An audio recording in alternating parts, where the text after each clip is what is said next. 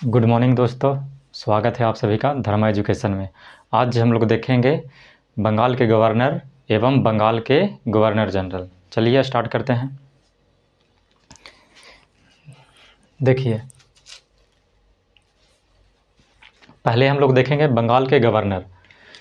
तो बंगाल के प्रथम गवर्नर रॉबर्ट क्लाइव था। रॉबर्ट क्लाइव, इसका शासनकाल 1757 से 1760, इसके बाद बीच में गैप हो जाता है 1765 से 1767 तक। अब इसके कुछ महत्वपूर्ण कार्य को देख लेते हैं हम लोग। देखिए, बंगाल के प्रथम गवर्नर था। बंगाल के यह प्रथम गवर्नर था। ऐसे अंग्रेजी सत्ता का वास्तविक संस्थापक रॉबर्ट क्लाइव को ही माना जाता है। उसके बाद अगला पॉइंट देखिए, अलीनगर की संधि 1757 में सिराजुद्दौला के साथ किया था। इसने अलीनगर की संधि सिराजुद्दौला के साथ 1757 ईस्वी में किया था। फरवरी में किया था, फरवरी 1757 में किया था। उसके बाद देखिए, उसके बाद पलासी के युद्ध 23 जून 1757 में हुआ था, सिराजुद्दौला और रॉबर्ट क्लाइव के बीच। उसके बाद आगे देखिए, अवध के नवाब शुजाउद्दौला और मुगल शासक शाह आलम द्वितीय के साथ इलाहाबाद की संधि किया था।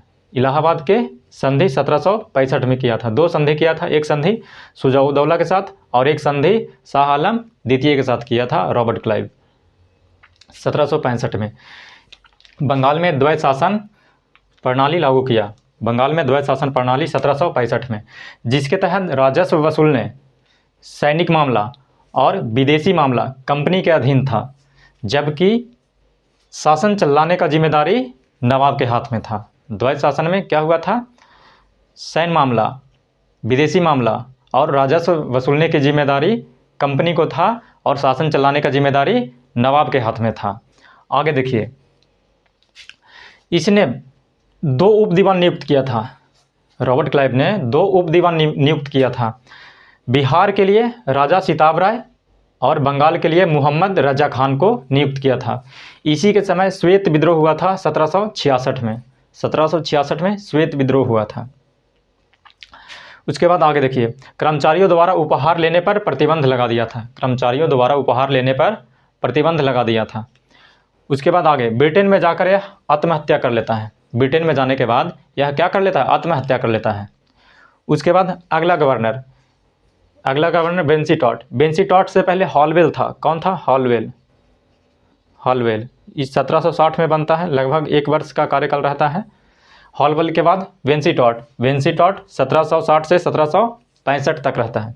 यानी इसी के शासनकाल में बक्सर का युद्ध होता है। बक्सर का युद्ध इसी के शासनकाल में होता है। बक्सर का युद्ध 22 अक्टूबर 1764 के होता है।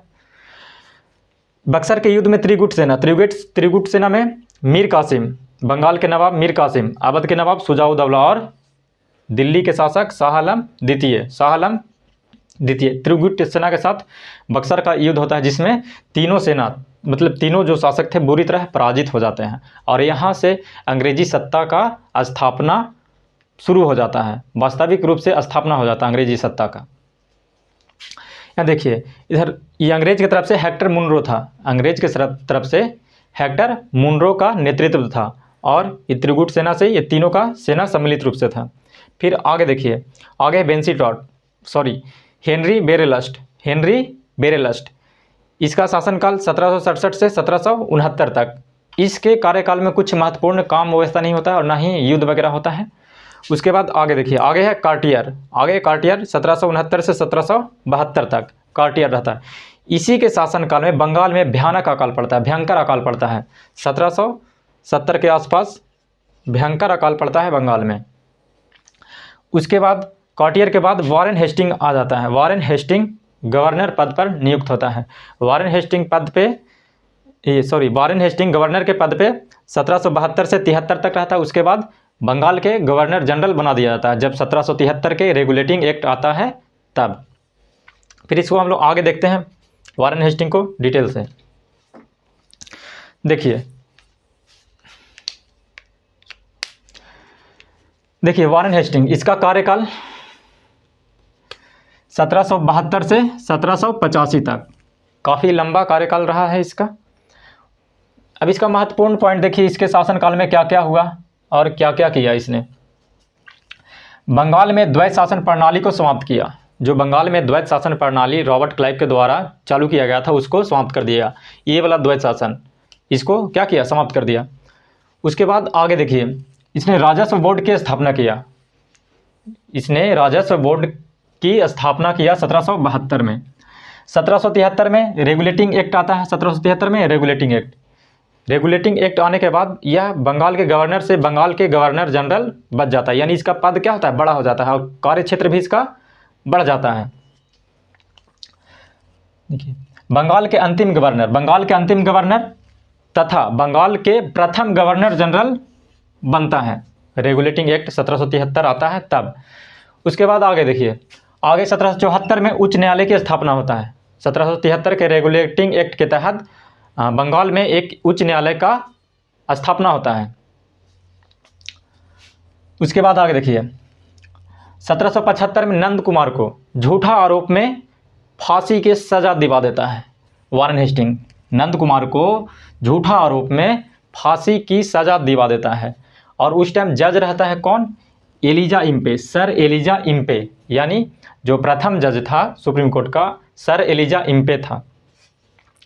और फिर ये इम्पे जो था वो 1782 में इस्तीफा दे देता है। क्या करता है, इस्तीफा दे देता है। उसके बाद अगला देखिए, 1775 में फैजाबाद की संधि। 1775 में फैजाबाद की संधि। उसके बाद आगे प्रथम आंग्ल मराठा युद्ध 1775 से 1782 तक चलता है, यानी इसी के शासनकाल में प्रथम आंग्ल मराठा युद्ध होता है जो 1775 से 1782 तक चलता है और यह युद्ध सलवाई की संधि के तहत समाप्त होता है 1782 में। 1782 में यह युद्ध समाप्त हो जाता है।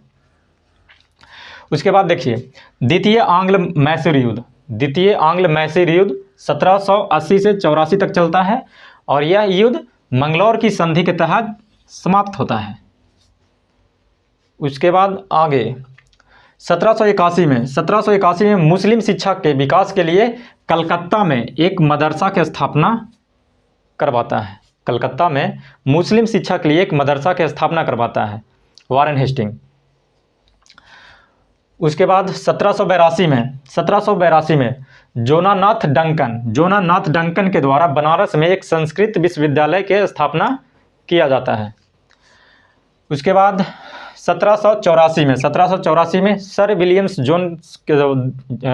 जोन्स के द्वारा बंगाल में एशियाटिक सोसाइटी ऑफ बंगाल की स्थापना होता है। एशियाटिक सोसाइटी ऑफ बंगाल की स्थापना होता है, कहाँ, बंगाल में होता है। इसका मेन मकसद था, ये जो संस्था था इसका मेन मकसद था जो भारतीय ये ग्रंथ वगैरह था, गीता रामायण, ये महाभारत वगैरह हो गया, जितना पुरानी प्राचीन ग्रंथ था उसको संस्कृत में अनुवाद करना। अनुवाद इसलिए करना था क्योंकि ये लोग मतलब सोच रहे थे कि हम लोग कैसे भारत को, संस्कृति को जाने, और जब तक किसी देश के संस्कृति को आप नहीं जानते तब तक उस पर आप कंट्रोल नहीं कर सकते। इसलिए इन्होंने दिमाग लगाया कि पहले हम लोग जो भारत का संस्कृति है उस पर पकड़ बनाएंगे, उसके बाद पूरा भारत अपने गिरफ्त में आ जाएगा। समझे। आगे देखिए, आगे हाँ देखिए, मुगल सम्राट को 26 लाख रुपए वार्षिक पेंशन जो जाता था उसको बंद करवा दिया। 26 लाख पेंशन जो जाता था उसको क्या कर दिया, बंद करवा दिया। उसके बाद आगे 1780 में, मतलब इसी के शासनकाल में बंगाल गजट का प्रथम बार प्रकाशन हुआ था 1780 में। उसके बाद विलियम विल्किंस द्वारा गीता के अंग्रेजी में अनुवाद किया गया था। विलियम विल्किंस के द्वारा गीता के अंग्रेजी में अनुवाद किया गया था। और देखिए 1750 में कंपनी के क्लर्क के रूप में कलकत्ता पहुंचता है पहली बार। 1750 में ये वारेन हेस्टिंग कंपनी के क्लर्क के रूप में कलकत्ता आता है पहली बार।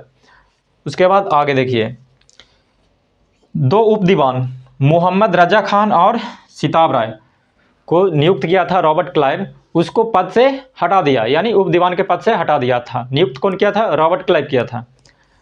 उसके बाद आगे 1784 में पिट्स इंडिया एक्ट आता है और पिट्स इंडिया एक्ट को विरोध में यह इस्तीफा दे देता है और इस्तीफा देने के बाद यह इंग्लैंड चल जाता है। इंग्लैंड जाने के बाद 1785 में इसके ऊपर महाभियोग की प्रक्रिया चालू होता है। महाभियोग लगाने वाला व्यक्ति का नाम है वर्क।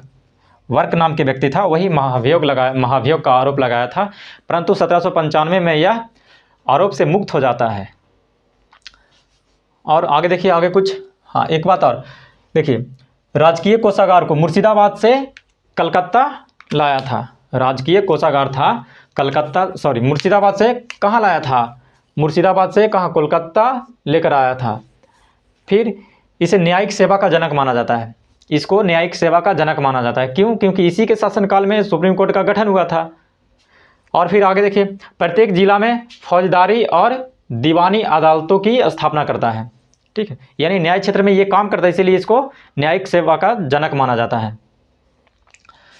इसको याद कर लीजिएगा ढंग से, सारा फैक्ट इसमें है। फिर मिलेंगे नेक्स्ट वीडियो में। धन्यवाद।